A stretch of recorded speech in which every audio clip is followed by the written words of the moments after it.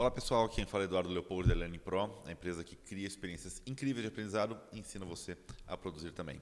Hoje eu quero continuar o nosso assunto sobre XAPI, o padrão que vem chamando a atenção do mercado.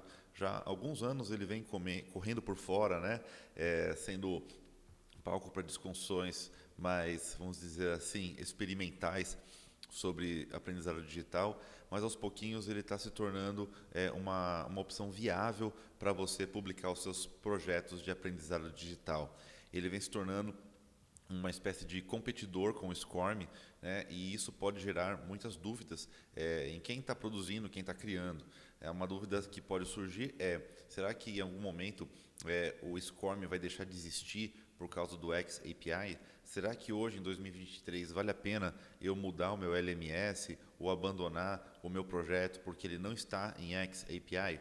Então eu quero endereçar algumas respostas a esse assunto. Para começar, eu quero falar um pouco sobre os dois padrões. Bem, os dois padrões, tanto o XAPI como o SCORM, eles são propostos e mantidos pelas mesmas instituições internacionais americanas, né, que detêm ali os padrões e popularizam ele de acordo com convenções, né, entre os grandes fabricantes de LMS e de ferramentas de autoria. Tá? Então eu já falo logo de cara isso para dizer que não não são concorrentes entre si, tá bom? O XAPI e o SCORM são dois tipos de padronização e de comunicação que surgiram em momentos diferentes, né? Então, são mantidos pelas mesmas entidades e pelas mesmas partes interessadas, mas são produtos com tempos e épocas diferentes, com seus objetivos e seus recursos diferentes, tá bom? Então, a primeira coisa que eu quero dizer para vocês é isso, não há uma briga, né? Não há uma concorrência entre os dois, não existe uma competição entre eles. E esse é o primeiro ponto. Agora, o segundo ponto existe sim o interesse de que o XAPI seja o sucessor do SCORM, tá? Então, se você for olhar nas comunicações oficiais de quem produz e propaga, né, as boas práticas do XAPI, assim, o teor da conversa é sempre esse, né? Então, é a questão do novo substituindo aquilo que é mais antigo. Porém, pessoal, como costumamos dizer, né, a teoria na prática muitas vezes é outra. Diante do mercado, diante das flutuações de interesse e também do timing em que essas tecnologias elas surgem, pode ser que elas não sejam realmente uma questão de virar a chavinha, até porque muito dinheiro, muito investimento foi feito nas padronizações atuais do SCORM. Então, existe sim, digamos, uma proposta de ter o XAPI como um herdeiro natural do SCORM, porém não é como uma situação onde você vira a chavinha, como eu falei, né, e desliga o SCORM e liga o XAPI. Vai haver, por muitos anos ainda, a coexistência dos dois padrões. Tá? Eu digo isso com uma certa confiança, até porque a gente viu isso acontecer no passado quando o SCORM competia com alguns outros padrões, que alguns até tendem a existir até hoje, tá bom? Então, a lição aprendida do passado é de que vai haver uma coexistência dos padrões por um bocado de tempo. Quanto tempo? Aí fica difícil de prever. O que eu acho, e aí é um pitaco um pouco da minha parte, é que vai acontecer de termos produtos mais simples que vão se beneficiar do que o SCORM já é capaz de entregar de uma maneira muito tranquila, que é aquele reporte de progresso tradicional, tá? Então vai dizer se o aluno foi aprovado ou se ele foi reprovado num curso. Perfeitamente, isso é um recurso interessante para as empresas e para as universidades corporativas de toda a organização, tá? Mas eu acho que o XAPI ele vai vir para agregar, ele vai vir para quando a empresa quer, olha, não apenas dizer se o aluno foi aprovado ou reprovado, mas conseguir pegar dados mais inteligentes dentro dessa experiência de aprendizado. Ok, meu aluno foi aprovado aqui nesse game de gestão de equipes, mas ele foi um líder bom? Ele foi um líder que tomou decisões humanas? Ele foi um líder eficiente, mas que não manteve o engajamento do meu colaborador nessa história virtual?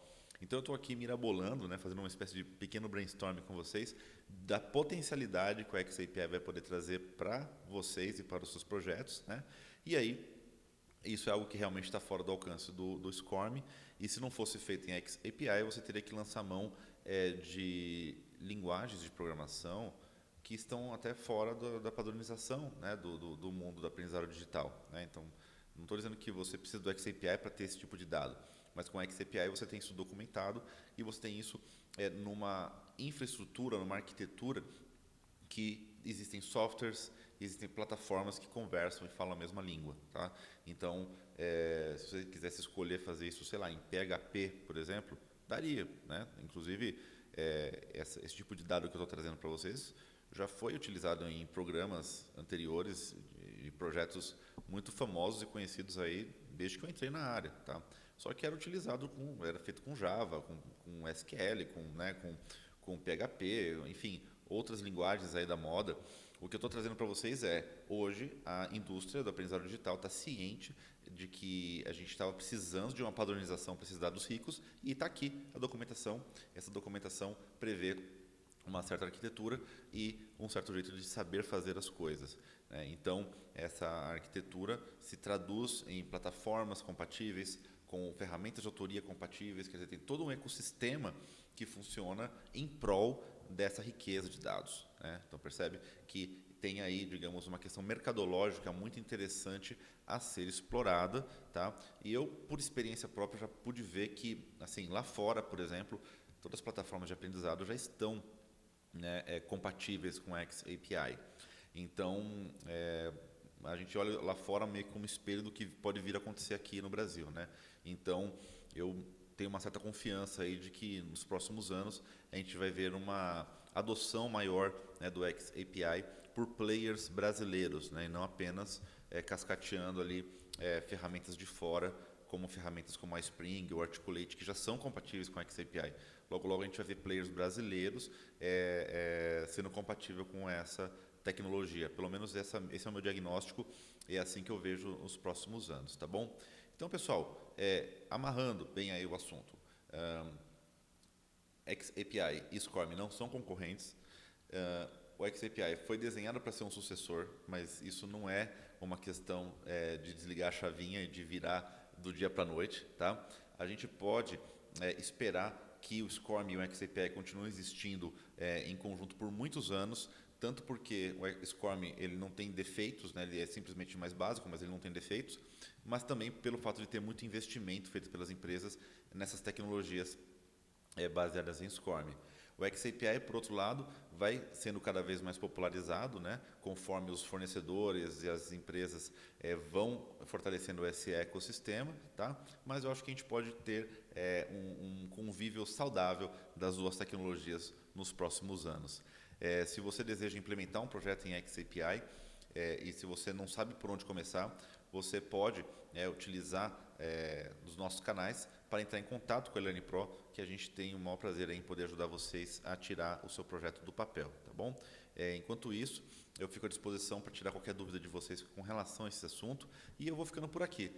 Não esqueça de deixar o seu comentário e o seu like, se inscrever no nosso canal. Isso é muito importante para o YouTube entender que esse conteúdo é relevante e isso com certeza ajuda a fortalecer a nossa comunidade de pessoas que estão transformando, estão inovando o aprendizado digital no Brasil. Beleza? Então vou ficando por aqui e nos vemos nos próximos vídeos. Até mais. Tchau, tchau.